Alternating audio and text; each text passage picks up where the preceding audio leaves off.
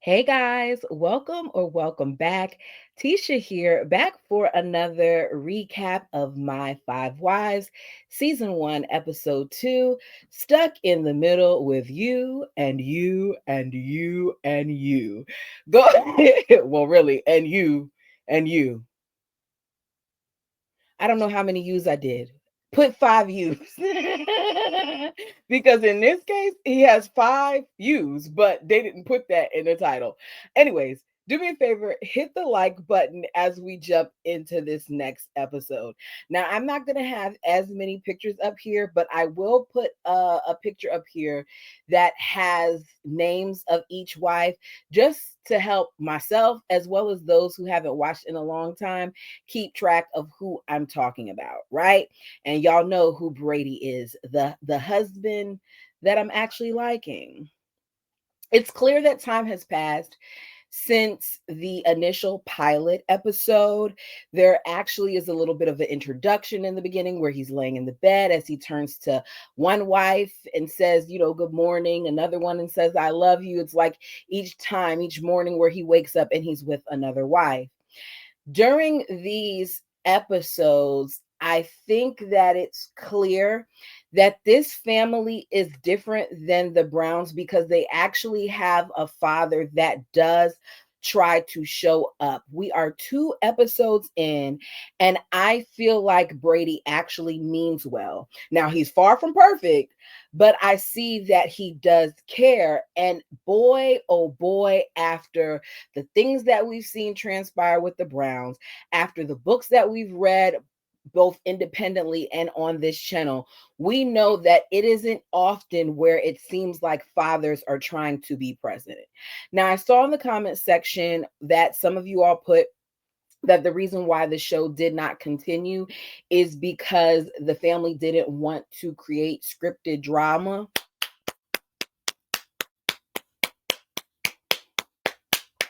Good for them.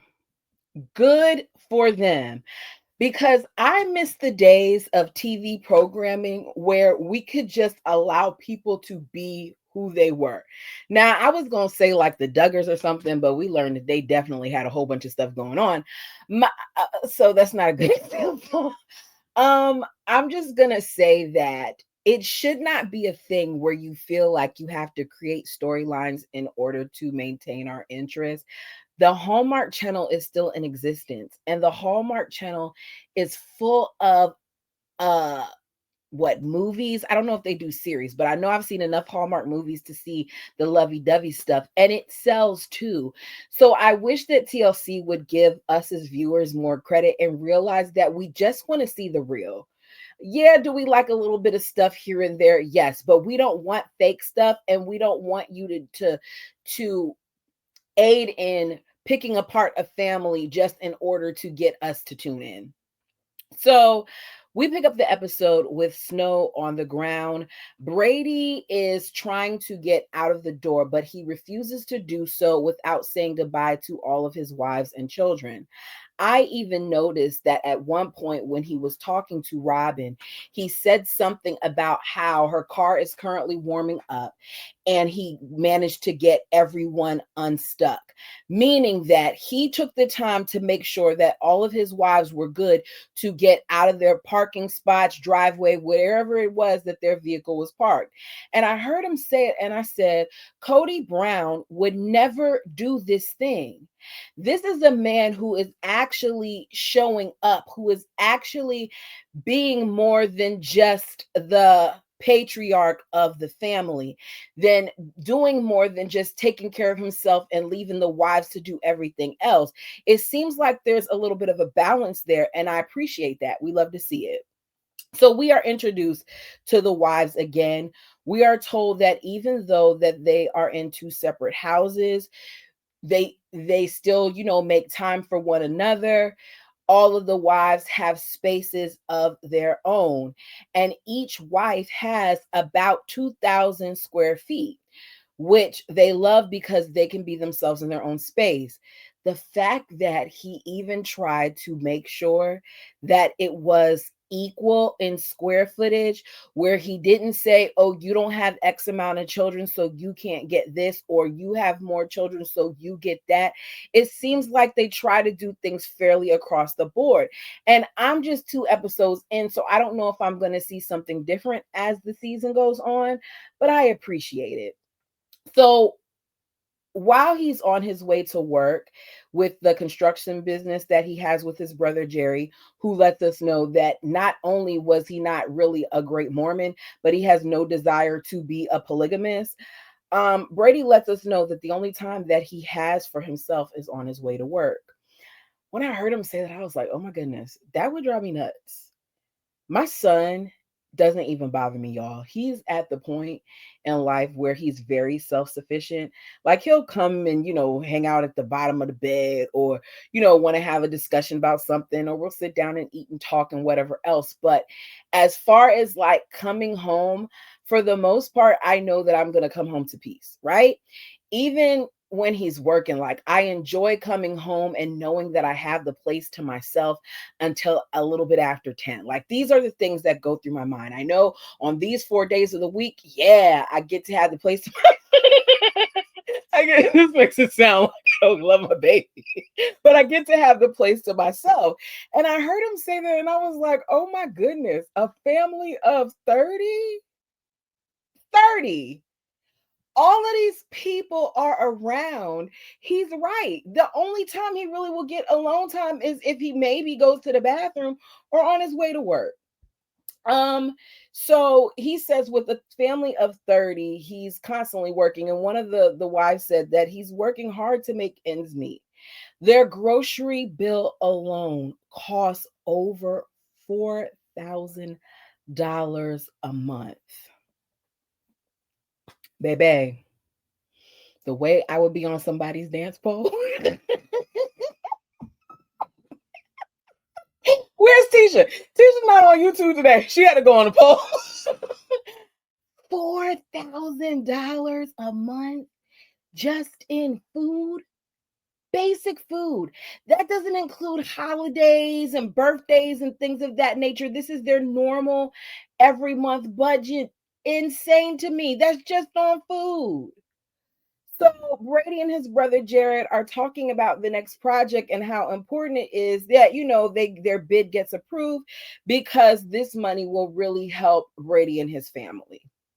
So let's go to let me put the wives up here so y'all can see who I'm talking about. So Rhonda, that's the one farthest on the left. She is the fifth wife. She works a lot. And a lot of the times that she works is times that would interfere with, not just seeing her kids, but with her seeing Brady. So she says most of the time she does not get to see him until it's her night. In the last recap, I told you guys that Rhonda was the one that everybody likes. Like Brady said, the kids flock to her as well as the adults. And I see why. Because Rhonda is very carefree, to the point where she's in the kitchen leaning over the counter while she's preparing the meal in the oven, and kids are roller skating and skateboarding in the house. This wouldn't be a thing in my house. We weren't allowed to do that stuff, but I think and say to myself, different strokes for different folks. Not only that, it's, snow and everything else outside. So it's not like they can do it outdoors, but either way, they're enjoying themselves in the kitchen, showing how, chill she is when it comes to that stuff. So it's her night to cook dinner. The family we see all comes over and they enjoy it as a whole, because this is their time to be together. We see the kids line up with the expectation that the older kids are to assist the younger kids first, and then they make their own plates. Rhonda is sitting around telling a story about how she heard the kids as they were rolling around saying PO, and she thought, why are they saying that phrase? It's not a phrase that she approves of. And it turns out by them saying PO, they meant pit stop. Now, I don't understand how PO means pit stop, maybe pull over. But we're gonna go with what they say, which means, pit stop for them, and they laugh about it just to show you the way that they are when they are together. One thing I can say is there are times with them where I do feel the tense moments. We're gonna talk about some of that, but it doesn't seem to be a thing where they're around each other for family dinner and it's a whole bunch of uncomfortable people. It does seem like they enjoy that time together, unlike the Browns, who they often look like they were stressed out to do these things. So it's nighttime. We hear some of the ladies' stance on thinking about Brady sharing a bed with another wife. Some don't like to think about it. Some don't even want to, have thoughts about what goes on in others' bedroom. Most of them miss him. The adults sit down for one of their weekly family meetings. This is the time for them, they say, to normally get their schedules straight. The subject of moving comes up. One thing that I've observed from a lot of these family meetings with polygamous families, and I'm just going off of the Browns, the Dargers, and now the Williams family, is that it seems like the women spend a lot of time paying attention to what the next person is saying. They all at times seem reluctant to offer their opinion. It's kind of like, I need somebody to go before me, or let me see what number 3 is thinking before I, as number 1, says anything. And even if it's calculating. Like, let's call it what it is. It's calculating, but I think also it's some of their way of keeping sweet. So it's their time to speak up, but a lot of them just seem real timid to me. Like, y'all, Robin is real timid. Robin is timid to the point where she borderline, and I'm not saying she's depressed, but she borderline when she talks sometimes. She just seems so sad to me. Pretty girl, but her eyes look sad. Like, you see little sparks here in between, but it's just clear to me that she's lonely. Polly looks lonely too. I don't know. The others have their moments, but in the first 2 episodes between Robin and Polly, I see the most sadness in them at times when they're speaking. And I don't know if I'm just, picking this up because of the tone of their voices, or if it's because there's really something there, but it's just something I noticed. Y'all tell me what you think. So we're reminded that the family has left the fundamentalist church, and Brady is seriously considering moving the family out of Utah because they no longer fit in the community. Brady wants to go to Montana or the mountains of Utah or Washington. He wants to do a random poll. And the moment that he says that, you see a little bit of reluctance on the wives. Some want to leave while others want to stay in Utah. Because Rosemary brought it up, he tells her to go first, and Rosemary says that she would love to, be like in Seattle, where Noni and Rhonda say, Washington would be good. For Polly, it is her last choice. She doesn't desire to go, to Washington. And you can see, was it Washington or Montana? I don't think she desired to go to any of them places, to be honest with you. You can see the disappointment in some of the wives' faces as she says that she wants to stay in the area. And that's when we find out that there's some hesitance there. Polly's family is there, but you can tell when someone doesn't agree with everybody, how it kind of changes the energy.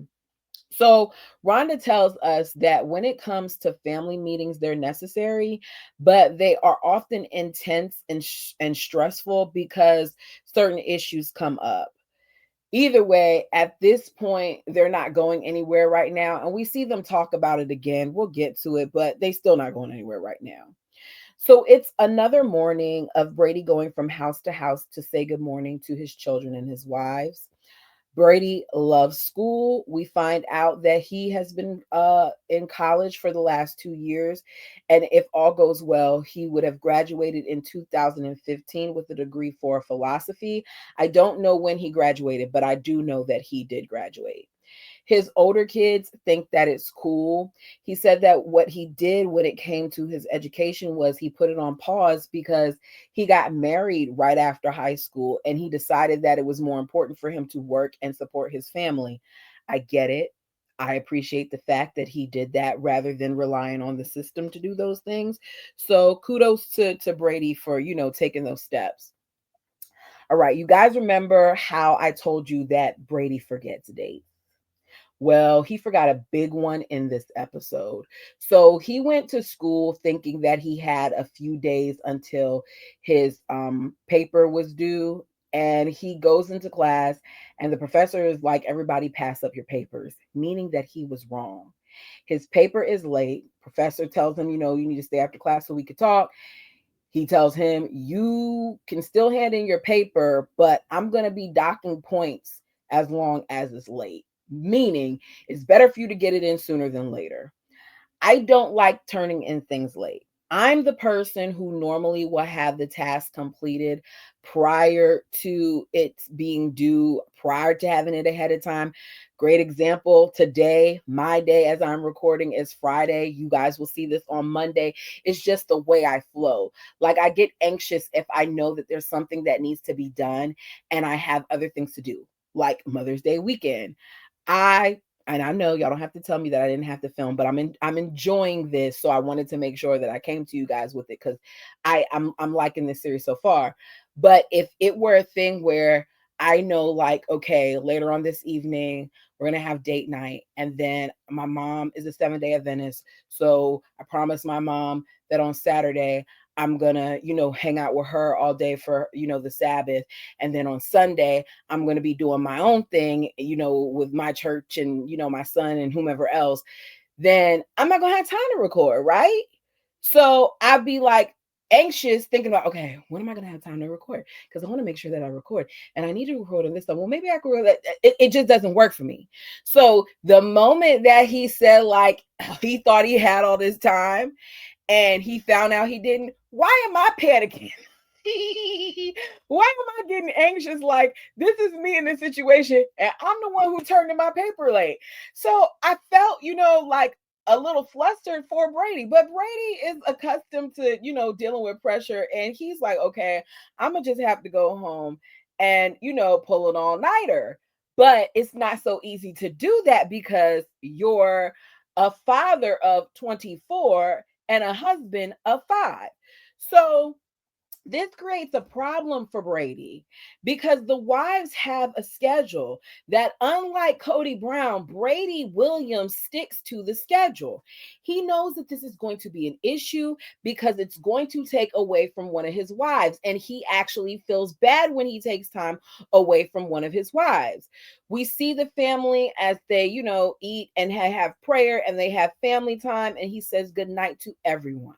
So the nightly rotation is set to Paulie, Robin, Rhonda, Rosemary, and Noni. I'm assuming that Rhonda, because originally it seemed like it was going in order, but I'm assuming that there was a little shift there, maybe because one night works better for somebody or whatever. Either way, that's the rotation.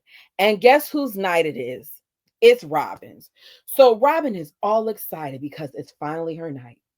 She is talking about how she gets so little time with him. So she, like her other sister wives, cherishes her nights. He ends up, coming in. She got her little braid down on the side, looking all innocent and stuff as he tells her, honey, I kind of messed up. This is what happened. I gotta stay up all night and pull an all-nighter. I'm gonna be at the dining room table, but you're more than welcome to join me if you like to. The defeat in her face when he said this made me feel so bad for her.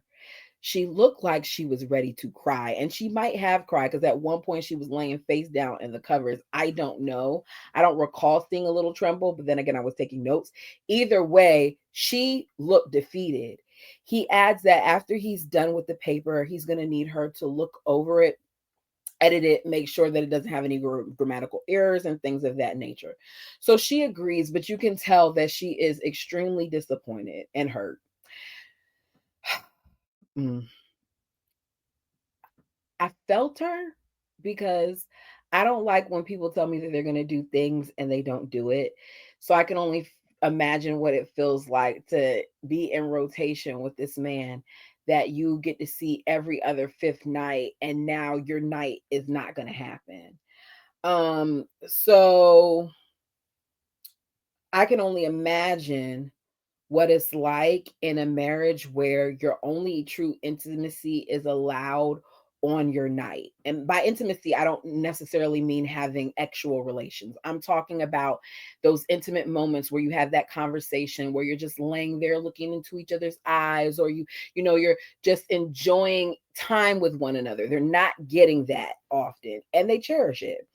So she points out how with this happening, what it's basically saying is it's going to be 10 nights that go by before she's able to have that time with him, because he has to pull an all-nighter. And when she said 10 nights at first, I was like, girl, it ain't no 10 nights. And then I was like, oh, wait.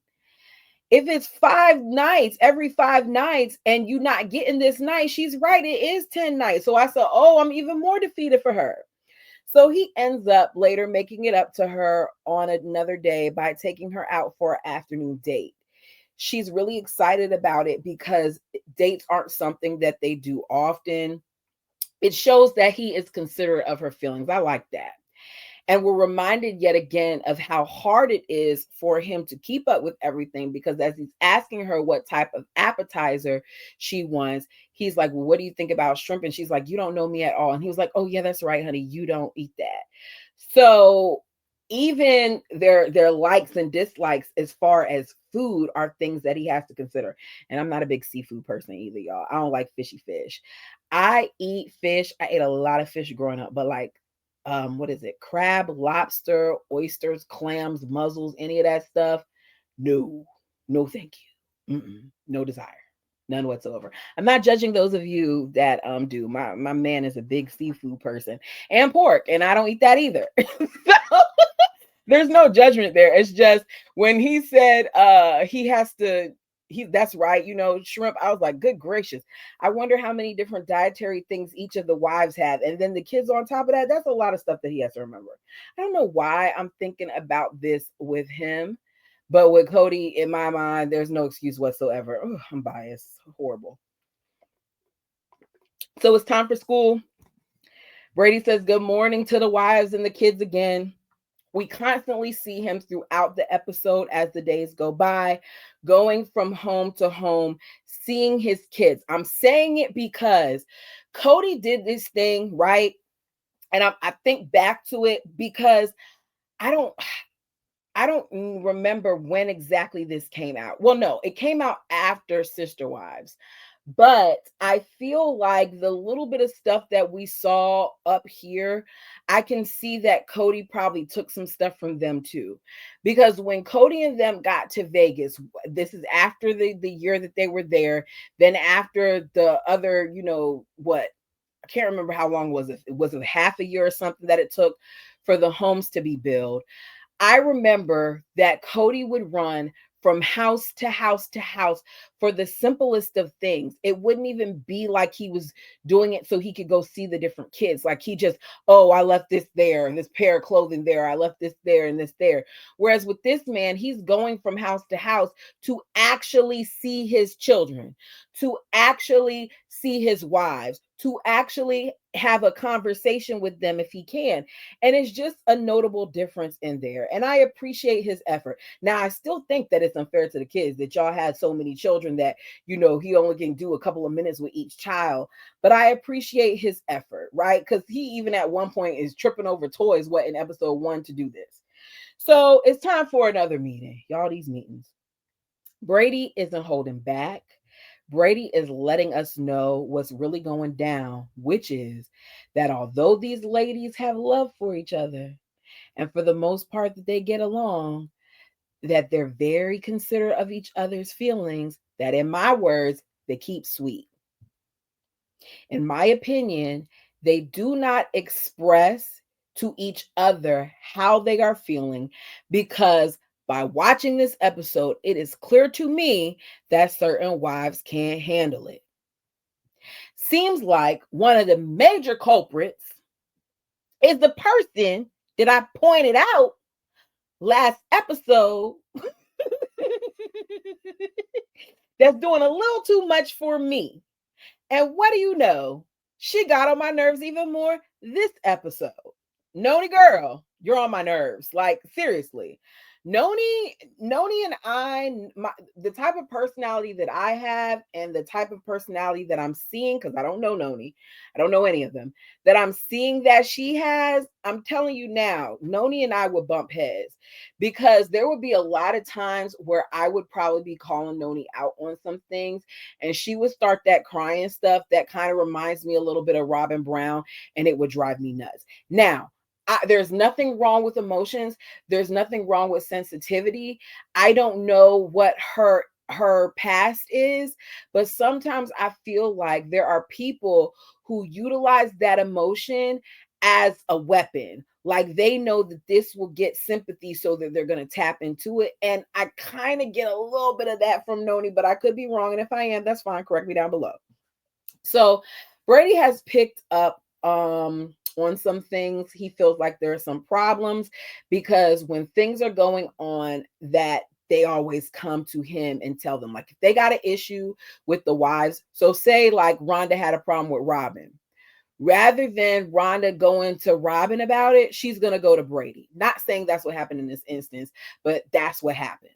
So he noticed how his wives tend to come to him with a problem instead of addressing their problems with the wives that, or the wife that has wronged them, annoyed them, confused them, done something to them, whatever.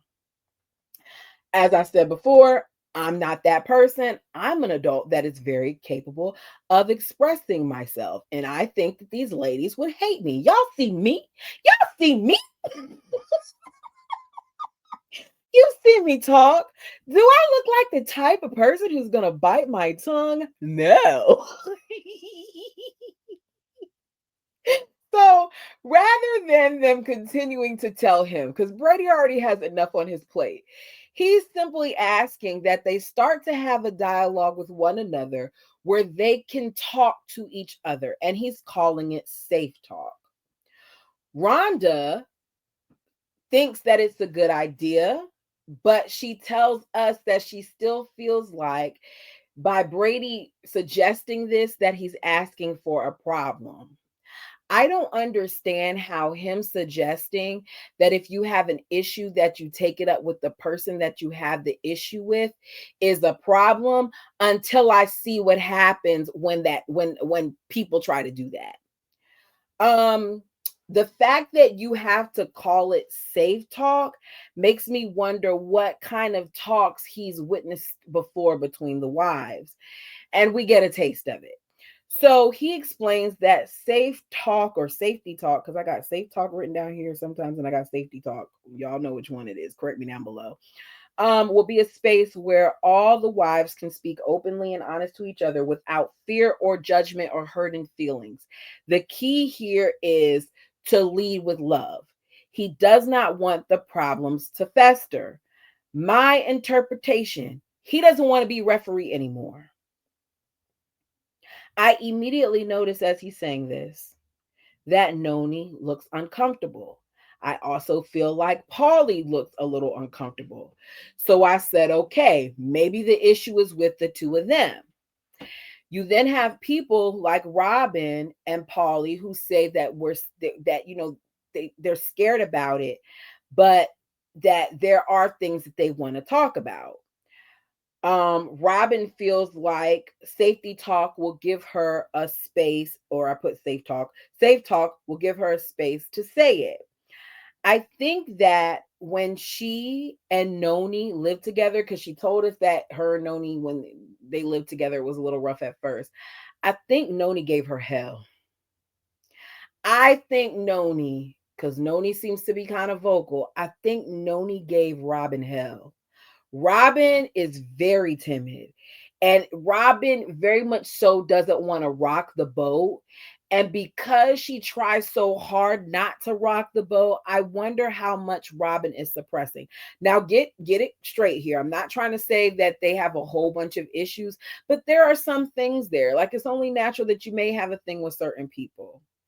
Um, Noni feels like she's the most vocal of the sister wives, that the fact that, he's talking about them doing this makes her nervous. When I heard her say it, I was like, okay, in other words, Noni, you can dish it, but you can't take it. You can't hear your issues. You can say what other people's issues are, but you don't want to hear from them what theirs are. So later that afternoon, Brady makes his attempt at preparing Noni because he knows that Paulie is going to come and approach her. I think that he had good intentions, but all this did to me was put her on the defense. He lets her know that it's important that if anybody comes up to her that she doesn't get defensive, that they are coming to be understood and to understand her. That communication is important. Noni's like, so you know somebody or some people who want to talk to me? And he's like, I'm not saying that. I'm just saying, like, if they do come, remember this. The moment that she said that, I was like, this isn't gonna go well. Because she's even being a little, cautious with you. So she promises she'll listen. She says, but I'm sensitive. And she says then that just this conversation alone with Brady makes me want to put my guard up. I just don't know what it is that she, like, if I didn't do anything, I'm not worried about having a conversation with people. So I don't get what the big deal was, but we'll get to it. So the moms hang out, discuss the whole moving thing again. Most of the kids, they're saying, do not want to leave their friends. I want to know what the final straw was for them though about leaving the church. Like I feel like they're not telling me as much as I want to know. Like what exactly made you decide to leave the church other than there were some things that you just felt like weren't for you? What about that religion made you say okay, we're done? Especially because a lot of them come from fundamentalist families. So they discuss growing up as polygamists and how they're glad that their kids don't have to lie about who they are by saying this person is my cousin or that person is my cousin. And it seems overall like no one is pushing anyone to move. Like we even see Brady later on talk to Paulie about it on their night because he could see how apprehensive Paulie was.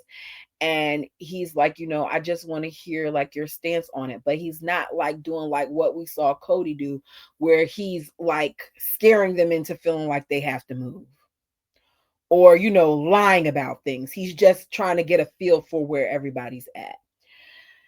So we see Paulie come over to have a safe talk with Noni about a bill. Apparently, Paulie pays all of the bills, and one time Noni paid a bill. I don't get why this is a safe talk conversation. It's a freaking bill. For me, I would have been like, thanks for paying for it. Did it come out of my account, your account, or the family account? Like how did you pay for the bill? Paulie wants to know if this is going to be a every time type of thing so she can factor it out. Like, was this a personal bill? I just don't understand the big thing about the bill. So rather than simply answering the question if it's something that she's going to continue to do, Noni is defensive and she says, sorry. Sorry, I hurt your feelings. I said, okay, Noni doesn't like being confronted because this is what she's calling it, confronted. She says she doesn't like being confronted. I don't feel like this is confrontation. I feel like this is a conversation. It very much so reminds me of how Robin in Sister Wives, the bird, tried to flip what's going on just to justify, not justify, to try to make it seem as if Aspen was being wrong when she tried to ask her father a very valid question like, why don't you like me? She labeled that as a confrontation when no, we're having dialogue, we're having a conversation. There's an exchange here because I want to know what your problem is with me. But just because I'm asking you something doesn't mean that I'm coming at you in a combative way. For whatever reason, Paulie's feelings were hurt by Noni paying the bill. I got an attitude and got irritated by that because I just don't get it. I would love, if you want to pay a bill, tell me which bill you want. And after you pay it, I'm going to hug you. So Noni is now hurt because Paulie is hurt. And I was like, really? This is what we're doing, girls? Like, really? Which now I'm kind of eyeing you, Paulie. Like, Paulie, why is this bill a thing? So I'm eyeing at this point Paulie and Noni. What's that? 1 and 4? Yeah, I'm eyeing the two of you because it's something about that doesn't seem right, which makes me wonder what it is that the both of you are saying to Brady that he felt the need to even come up with this. So she does not like this safe talk thing because in her mind, all safe talk is going to do is keep hurting people. So she texts Brady all upset. As I said, I don't know what this bill is.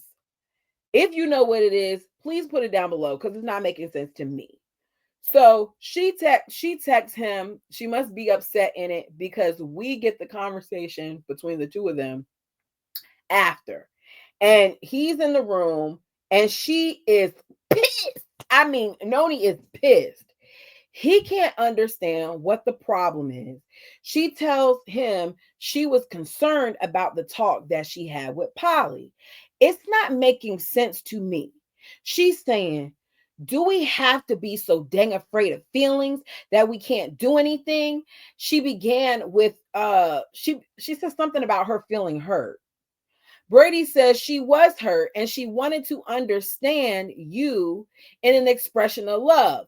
Well, Noni don't like the fact that he's trying to defend Polly, and now she's crying, saying that she does things for people when she sees an opportunity. And I just don't understand why we're doing all of this about a freaking bill. So she said, I paid the bill myself to do something nice for Polly. Well, why didn't you tell Polly that when she was down there? So she's telling us that Brady is pushing this and that, Polly only feels obligated to talk to her because of Brady. But I don't think that. I think that there's probably more than one person that wants to talk to her, but they don't because Noni is a bit much. Because it's been a few minutes and I don't want to talk to Noni. So he wants to know, like, if that's the case, why didn't you just tell that to Polly? He feels like the wives can't talk to her. She says they can, but your actions are showing that they can't. Your reaction to a simple conversation with Polly is showing that they can't come to you because you can't handle it. And I don't understand why this is being so overly complicated. So he wants to know, why does she have to react this way? And this is when she really reacts away. That's just how I react. Accept it or lump it. Don't change me. I said, what? Don't change me. Don't tell me I'm wrong. I said, what is going on? Accept it or lump it. I said, what? Brady is the MVP. He's the MVP. Because I'm gonna be honest with you, if she was talking to me like that, I probably would have walked out. Especially because it seems like there's a bigger issue here, and you're not saying what it is. He did a good job. His tone raised a little bit with her, but considering how loud she was with him, and he even tried to hug her and stuff before she left. And when she decided that she didn't want to talk about it anymore, he didn't push back. He just was like, okay, we'll leave it alone. And he walked out. It's clear he's frustrated with her response, but he gave her space when she said she doesn't want to talk about it anymore. Okay, I said that. So the next day, you see them talking again. She's like, oh, he's like, we need to talk. She's like, about my blow up. Yes. I don't know what it is, but one of the things that I've noticed over time with myself, and it's probably been a lot of therapy and things of that nature, because I'll be honest, in previous relationships, I was not as calm as I am now. I have learned how to talk to my mate. My mate does not like that rah rah rah rah rah. He's not. That's not. He's not gonna do it. He's not. He's a very much so at when he's talking to me now. I can't tell when he talks to other people. Like you're gonna get what you're gonna get. But when it comes to me, He's very calm and he's very patient with me. So because of that, we don't do the yelling back and forth like at all. And I appreciate that in him because he brings out a softer side of me. He's a safe space to have a safe talk.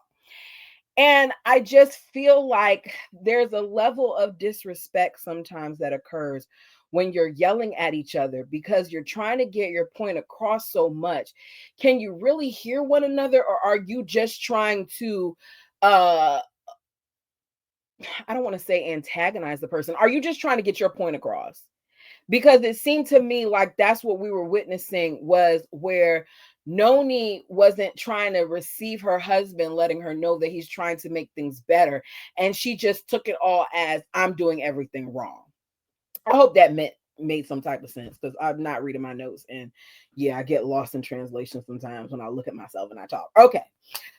So next day, Noni tells Brady that, there are feelings, there are hurt feelings, and she can't handle people having a hard time with her. She has an issue with being a failure. This is what I'm talking about when I say a lot of what she's saying, I'm listening to it and I'm hoping that this isn't going to be the thing all season, but it's very much giving woe is me. It's people are always hurting me. I try my best to be the best, and if I'm not the best, then it's doomsday. Like I don't know. I don't want to say the victim mentality because I don't know what she's been through, but it's giving like everybody dumps on her. So she says safe talk doesn't work for her. Brady's like, okay, it was just my apologies. It was too much too soon. She's like, I have a lot of insecurities, and it was poked at. It was poked at. I don't understand how somebody asking you if you still intend on paying a bill poked at your insecurities. Please let me know what I'm missing here, y'all. So he's like, I hear all of that, but I don't get the blow up. She says that she didn't like him telling her that she didn't need to be sensitive or offended, whether he liked it or not. So Brady apologizes for hurting her feelings. She apologizes as well and says, it's the result of safe talk. What's not being said? Because what are you talking about, Noni? I don't know. At the next family meeting, Brady apologizes to his wives for pushing the talks on them. He says the family wasn't quite ready for it. He says he's been getting a lot of pushback, and I want to know who else was giving you pushback, because I don't think you were getting a lot of pushback. I think one person gave you so much pushback that you just decided not to go through with it. And he says he'll continue to be the buffer.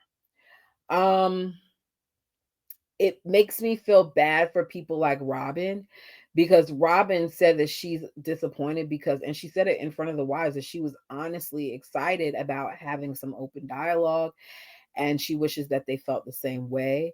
She tells us that she's quiet by nature and the talks would give her a chance to speak to the other ladies. She can still do that, but she feels like it's going to be harder without a mandate. Why does there have to be a mandate?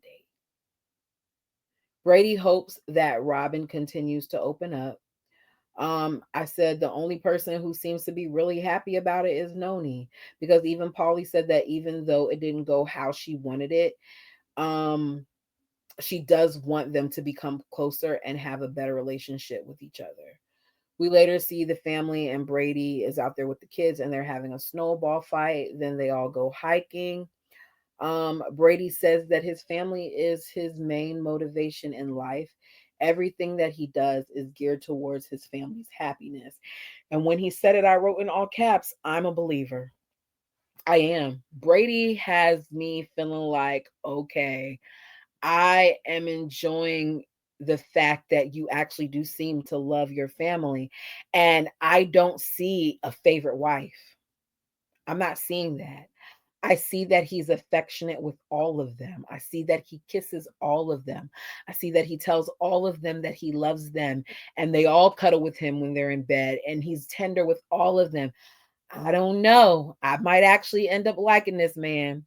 You guys let me know what you thought about this. Am I going too hard on Noni? If I am, y'all can tell me. Y'all know one thing about this channel, especially for those of you who are new. If you're new here, let me tell you something about, this channel, Tisha and the fam. One thing that I love is 99% of the time, the comments, even if they differ, are respectful. Every now and then you get that one person that isn't like a true, member of the fam. They just poke their head in the door from time to time. They knock, and I let them in. Every now and then you get that one person that may say something that's slightly like, oh, okay, you trying it. But don't worry, I'm not gonna delete it. I'm gonna say what I gotta say in the comment section. With that being said, we're respectful of one another, and we can have different opinions and still remain fam. You know what I'm saying? So let me know if I'm being too hard on Noni, and it's only episode 2. Teacher girl, calm down. Why are you doing that to Noni? It's okay. But as of right now, Noni's on my list. And Paulie, I'm watching you too, girl. Cause there's something about you. I don't know what it is about Paulie, but it's something about Paulie that makes me feel like she might be a little sneaky. And I could be wrong. I don't know. It's just how I feel. As far as Rosemary, I like Rosemary, even though there's some insecurity there. I like Rhonda, even though I don't agree with the whole adoption thing, and I was side eyeing her about certain comments when she said she wanted to adopt international babies. And Robin, I like you, but you a little something about you and your timid ways makes me wonder how this is going to play out for the rest of the season. Anyways, like the video as it helps the channel. Happy Monday is when you'll be seeing this. For you, all you moms out there, and for me, go look at my post for the community wall. You'll see that I think a lot of people are mothers or mother figures. I hope you all had a wonderful Mother's Day. For those of you whose moms are no longer here, I hope that you still experienced some peace and had a good memory or something like that of them, and you made the holiday whatever it was that you wanted to make it. Thank you guys so much. Until next time, say it with me now. Peace.